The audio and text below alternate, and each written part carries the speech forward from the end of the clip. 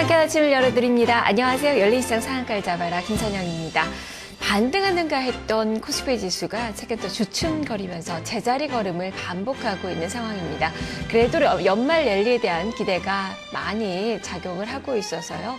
앞으로 증시가 2000선을 돌파하지 않을까라는 기대감을 좀 갖게 되는데요. 지금 현재 지수는 1930선대에서 움직이고 있죠. 70포인트 정도 더 올라가면 퍼센트로 한 4% 정도 상승률을 더 기록한다면 2000선을 회복할 수 있을 것으로 보입니다. 하지만 각 증권사에서 내놓은 12월 증시 전망을 보니까 2000선까지 최고점으로 예상을 한 증권사가 많지는 않습니다. 대부분 1950선에서 1980선 정도를 고점 정도로 예상을 하고 있는 그 구간인데요. 그만큼 상승을 보이더라도 주기는 짧게 또 폭은 또 좀 적은 그런 폭의 상승을 예상을 하고 있는 그 구간입니다. 그만큼 호재와 악재가 많이 상쇄되고 있기 때문인데요. 자, 우리 증시 12월 증시 첫 거래일인데 어떤 모습을 보일지 함께 살펴보도록 하겠습니다. 먼저 해외 증시 포인트부터 보겠습니다. 김보성 기자입니다. 해외 증시 포인트입니다. 지난 주말 마감한 미국 증시 같은 경우는 보합권에서 혼조세로 마감 지었습니다. 재정 절벽에 관한 협상이 본격화하고 있습니다. 이런 가운데 오바마 대통령이 의회에 협상 타개책으로 10년간 1조 6천억 달러의 증세 등을 담은 안을 제안했지만 공화당 측에서 이를 거절했습니다. 장외에서도 이런 양당 간의 시간 외 기싸움도 팽팽한 모습 속에서 재정 절벽에 관한 이슈 부담 시장에 여전한 모습입니다. 발표가 됐던 경제 지표 같은 경우도 좀 엇갈리는 모습이었습니다. 10월의 개인 소비 같은 경우는 5개월 만에 하락세로 돌아섰고요. 시카고 지역의 제조업 PMI 지수 같은 경우는 50을 웃돌면서 경기 확장세에 있는 것으로 나타났습니다. 다우존스 지수와 3대 지수를 나란히 함께 살펴보도록 하겠습니다. 먼저 다우존스 지수는 강보합권에서 마감을 지었습니다. 0.03% 오른 13,025포인트의 마감을 지었습니다.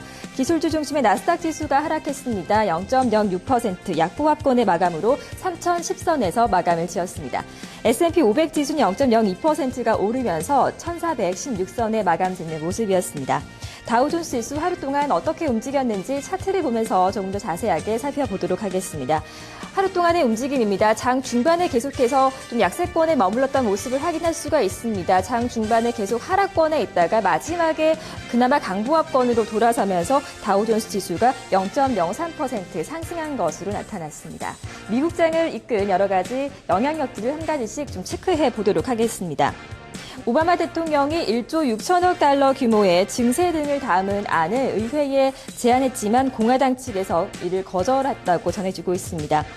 경제 지표를 좀 살펴본다면 10월의 개인 소비가 지난달보다 0.2% 감소한 것으로 집계가 됐습니다. 시카고 지역의 제조업 PMI 지수 같은 경우는 50.4를 나타내 50을 웃돌면서 경기 확장세에 있는 것으로 집계가 됐습니다. 다우존스 지수 같은 경우는 업종별 혼조를 나타낸 가운데 주요 종목으로 월마트가 상승한 반면 마이크로소프트는 하락한 것으로 집계됐습니다. 업종별 등락을 조금 더 자세하게 이어서 살펴보도록 하겠습니다. 혼조세로 마감을 지었습니다. 그 중에서 경기 민감주 같은 경우는 1.2%가 상승한 반면에 기초소재 업종 0.8%의 조정을 받은 것으로 집계됐습니다. 종목별로는 어떻게 움직였는지 살펴보도록 하겠습니다. 가장 크게 상승한 업종은 월마트였습니다. 월마트가 1%대로 상승한 것으로 집계가 됐고요. 홈디포가 이어서 1.2% 상승을 했습니다. 반면에 마이크로소프트 같은 경우는 1.2%가 하락한 것으로 최종 집계가 됐습니다. 이어서 앞서 마감한 유럽장으로 한번 넘어가 보도록 하겠습니다. 유럽 증시도 역시 혼조세로 마감을 지었습니다. 유럽장 같은 경우는 발표가 됐던 지표가 다소 부진한 것으로 나타났고 미국의 재정 절벽에 관한 우려 속에서 혼조 마감하는 모습이었습니다.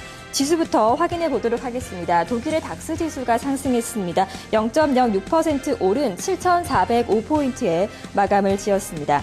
영국의 푸츠백 지수는 0.06% 약보합권에 마감을 지었는데요. 5,866선에 마감을 했습니다. 프랑스 CAC 지수는 0.33%가 하락하면서 3,557선에 마감을 지었습니다. 유럽장을 이끈 재료들에는 또 어떤 게 있는지 한 가지씩 또 체크를 해보도록 하겠습니다. 독일에서는 10월에 소매 판매 지수가 발표됐습니다. 9월보다 2.8%가 감소한 것으로 집계가 됐고요. 특히 유로존에서 실업률이 발표가 됐습니다. 12.7%를 기록해 사상 최고를 기록했다는 점 시장에는 실망감을 안겼습니다. 주요 종목들의 흐름을 좀 살펴본다면은 영국에서는 로열 뱅크 오브 스코틀랜드, 그리고 독일에서는 루프트한자, 그리고 프랑스에서는 알카텔 루슨트 등이 주요 하락한 종목으로 집계가 됐는데요. 독일의 닥스 지수부터 조금 더 자세하게 체크해 보겠습니다. 독일의 닥스 지수의 업종별 등락 흐름을 살펴보도록 하겠습니다. 유럽 증시도 전반적으로 혼조세로 마감을 했다는 것을 알 수가 있습니다. 이 중에서 유틸리티 업종 같은 경우 0.3%로 하락했고요. 경기 민감주가 0.9% 오른 것으로 집계됐습니다.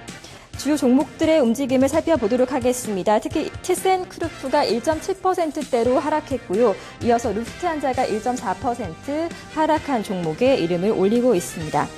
이어서 영국 증시의 흐름도 살펴보도록 하겠습니다. 0.06% 하락한 것으로 집계가 됐는데요. 영국 증시 역시 업종별 혼조 양상을 띠고 있는 가운데 기술주가 0.9% 오른 반면에 하락한 업종, 유틸리티 업종은 0.9% 조정을 받았습니다.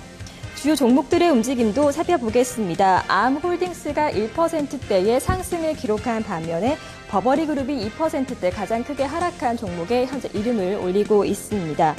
특히 로열 뱅크 오브 스코틀랜드가 1%대로 하락했는데요. 인도 소매상업 부문에 관한 매각 계획이 무산된 것으로 전해지면서 이날장에서 1%대의 조정을 받았습니다. 자, 이어서 프랑스 지수로 함께 넘어가 보도록 하겠습니다. 프랑스 CAC 지수가 0.3%의 조정을 받으면서 3,557선에 마감을 지었는데요. 업종별 흐름을 살펴보겠습니다. 프랑스 지수 같은 경우는 하락한 업종이 우세했습니다. 그중에서 기초소재 섹터가 1.7%대의 조정을 받았고요. 경기 민감주 같은 경우는 약세장 속에서도 1.1%가 올라가는 모습이었습니다. 알카텔 루슨트가 7%대의 가장 큰 조정을 받은 종목으로 현재 이름을 올리고 있습니다. 자, 이렇게 미국 증시와 유럽 증시가 나란히 혼조세로 마감을 지었습니다. 우리 국내 증시에는 어떠한 영향을 미칠지 한 가지씩 체크해 보겠습니다. 유럽 증시 같은 경우는 혼조세로 마감을 지었는데요. 독일 하원에서 그리스에 관한 자금 지원안을 승인을 했습니다. 하지만 이러한 호재가 증시에는 큰 영향을 미치지는 못했지만 앞으로 우리 국내 증시 영향력에 좀 집중을 해봐야겠고요. 미국에서 발표된 시카고 지역의 제조업 지수가 50을 넘기면서 호조세를 기록했다는 점 긍정적입니다. 반면에 미국의 개인 소비 지수가 감소했습니다. 5개월 만에 감소세로 돌아섰다는 점 주목을 해봐야겠고요. 유로존의 실업률이 사상 최고치를 기록했다는 점 또한 부정적인 영향으로 작용할 것으로 보입니다. 해외 증시 포인트였습니다.